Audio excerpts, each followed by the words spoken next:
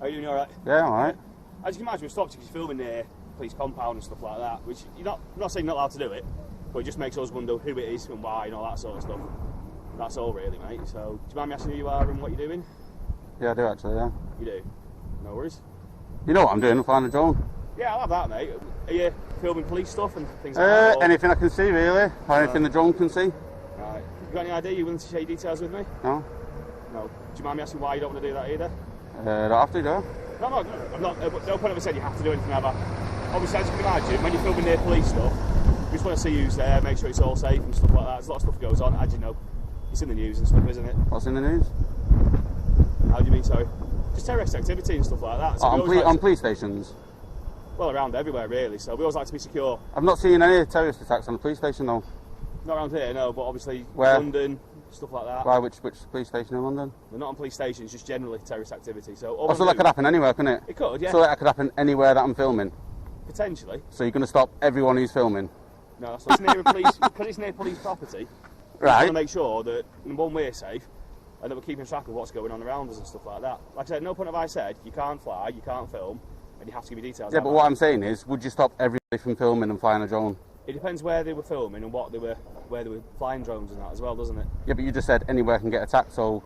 Yeah, you can, yeah. Yeah, so so in that theory, you should stop everybody, shouldn't you? No. Well, why are you stopping me now? Because it's near police property and stuff like that. But police stations have never been attacked by terrorists. No, I've never said they have, either. No, but you're saying that that's a cause for stopping me.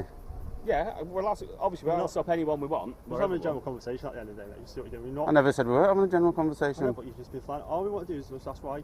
You're not giving us details, fair enough. That's your legal right, and that's all we're just asking. Okay? What are your details? Michael, do you want me to write it down for you, or...? No, you can tell me. Yeah, PC Cunningham, 15936, based at Longside Police Station. PC Fenton 09289, based at Longside Police Station. Alright. So all it is just, like I say... I've been to Longside. Oh, have you? Yeah. Right, are you from that side, or...? No, just, I was filming it. Ah, right, fair enough. Again, no one's stopping you from doing these things. Well, I did, I got stopped there as well. Oh, did you? Yeah, and I got searched. Oh, right. Okay. Under the Terrorism Act. Right. Do you know who by, officer-wise? Do you remember? How long ago was it? Was it recent, or was it a while back? It was a while back, I don't remember. It was a while back, I can't remember. Oh, right, fair enough then. I'm sure he had 666 in his number, though, as well. Honestly. Things like that stick in my mind, so that's fair enough. So... And he was a right plonker as well. He didn't even know. He said section 23, 33, and then I had to correct him and say it was 43. 43 Terrorism Act, yeah. I'll have that sort of thing, but yeah, there's a few. And he didn't know. He had to radio. He had to radio in to find out. Yeah. Yeah, I've seen it on YouTube. You put it on YouTube? Yeah. Yeah, I've seen it, yeah, it's fair enough. Like I say, people are allowed to film, it depends on how they're filming and what they're filming and stuff like that. All we're doing is, because it's nearby, I thought, let's have a chat with him, see what's going on. Yeah. You're not, like I said, I've not seen not to do it. Are you filming, by the way? I am, yeah. Yeah, fair enough. So, are you filming? No, it's not actually recording, but it is on, but it's not, yeah, my colleague's recording. All it is like I say, same if you're walking down the street acting a bit suspicious, not you, but anybody, we might stop and go, what are you up to around here, what are you doing and stuff like that. We're allowed to do that, obviously. You're not obligated to give us your details. Obviously I can ask. Yeah, is it driving school here? Before this conversation even begins, you need to understand something. This isn't just a casual chat between a man with a drone and a couple of police officers.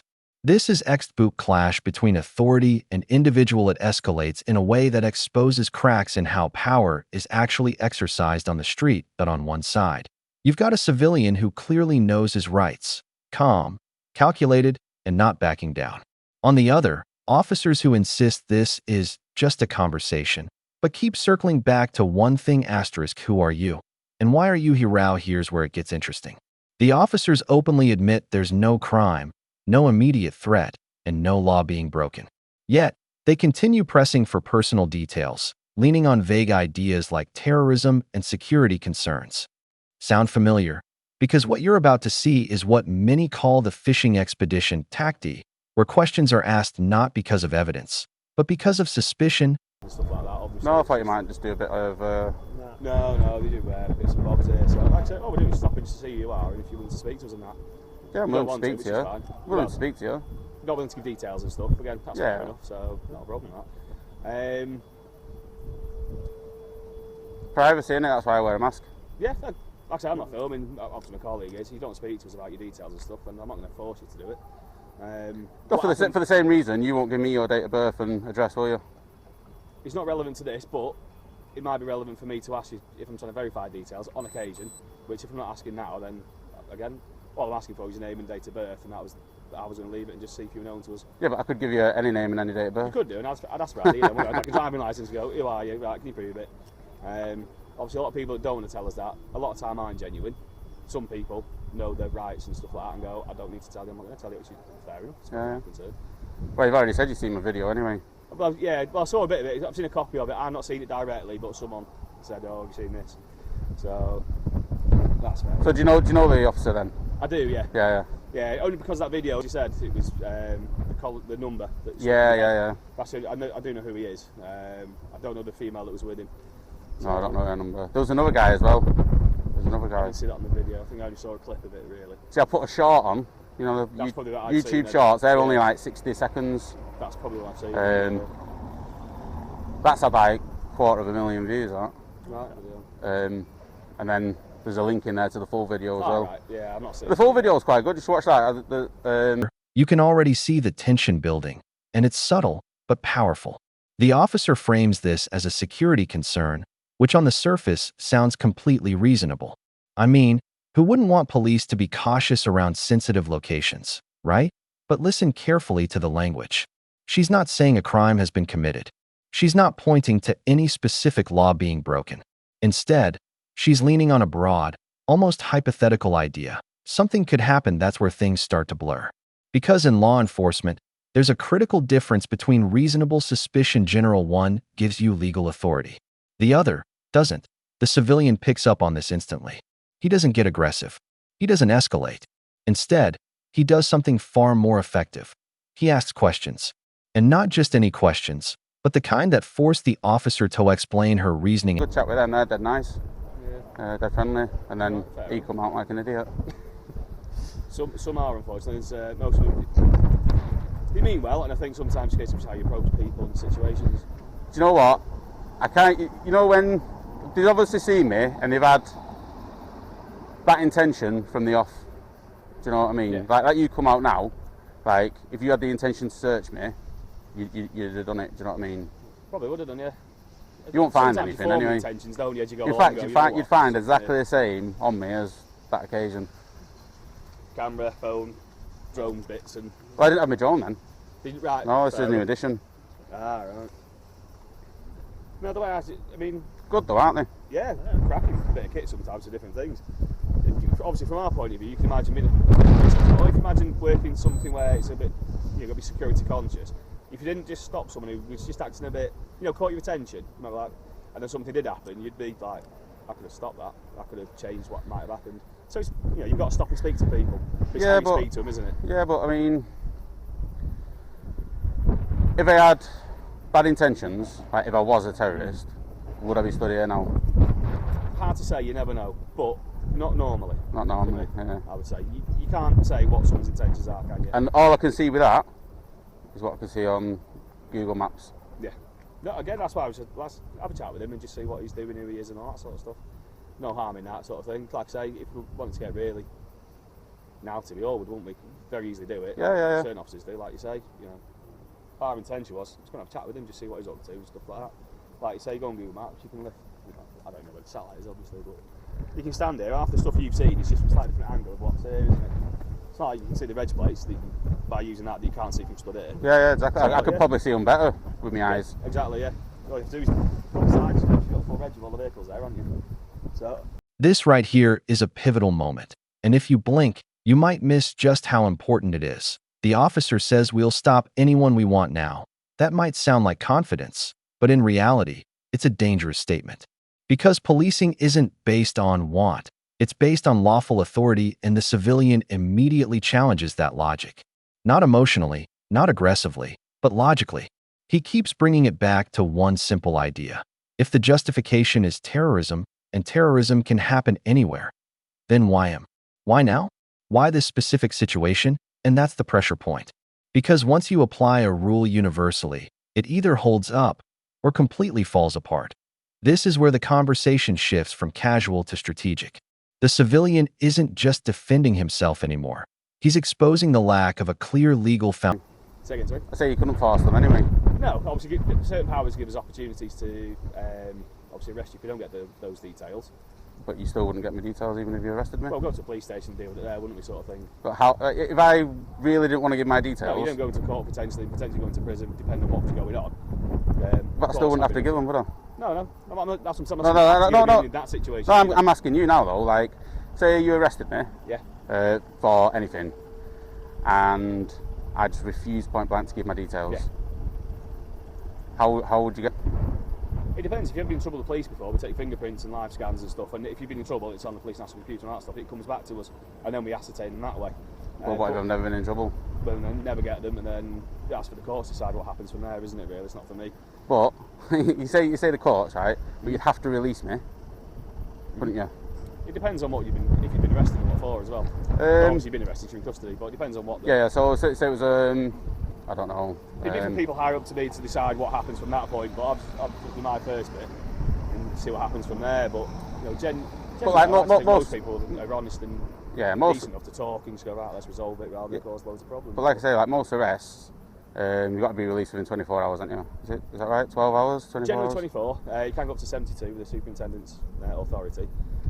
But then obviously if certain details aren't met, potentially we can look at remanding you to go to court. But Take an even more interesting turn, and honestly, a slightly concerning one if the discussion starts drifting away from the original reason for the stop, and suddenly we're talking about things that don't quite connect, like driving schools and unrelated details. This is a classic sign that the original justification is losing strength. When an interaction starts with a clear purpose, it should stay focused. But when that purpose isn't solid to begin with, conversations tend to end that wandering. It's not random. It's often an attempt to regain control of the situation. And that distinction is crucial, because it shows cooperation without surrendering rights, a balance that many people struggle to maintain in moments like this. from there, which is out of our hands, obviously. Yeah. So, no, but yeah, obviously there's different ways around different things, isn't there? Generally, the first point is let's just stop and have a chat and see how you're feeling and what you're up to and go from there with it, really. But obviously you don't want to speak to us. That's How are you feeling? me. I'm alright, mate. Yeah. You? Yeah, fine, no, just general conversation. Being nice to us, no problems, I say. That's fine. Not much more can we do, is there, really? No. No. So, obviously you've been stopped by us. Do you want our details or anything like that? Do you want any forms? No, I've got your You've got numbers. anyway, so he's on there. Yeah, we've got that. And then, obviously, bear in mind that if you are outside police stations or anything like that, you may get stopped again. I think you understand that, but you obviously know your rights and all that stuff. That's fair enough, mate. Like I say, it's not a problem, nothing personal. Just if we drove by and something did happen, then people would wonder why didn't they just stop and speak to you. What about the thin blue line badge?